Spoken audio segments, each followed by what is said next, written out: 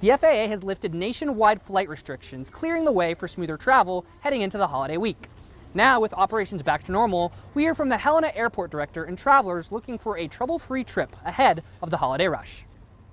I'm very relieved. I'm relieved there's no issues. Over the past few weeks, travel plans have been up in the air as the FAA temporarily capped the number of flights because of a nationwide shortage of air traffic controllers. Helena didn't face staffing issues itself, but some of the major airports it connects through did, and that caused ripple effects for local travelers. When they would get to the hubs, sometimes if the flight was delayed, they might miss their connection, or if the flight was preemptively canceled prior to that, then they might have to get rebooked onto a different aircraft. Helena saw 4 cancellations during this time and a few delays, which had passengers flying into and out of Helena a bit worried.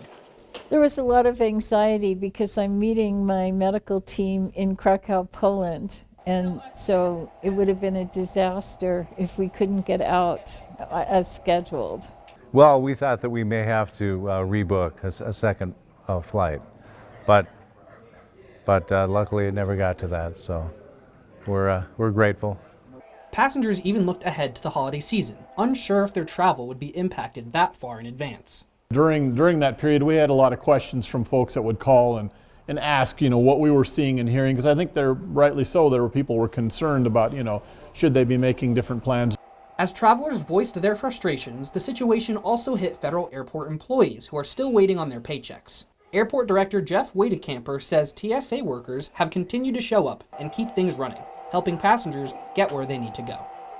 I have to give them credit. They all stayed in great spirits. They were all remaining, smiles on their faces. They were friendly. They continued to do their job.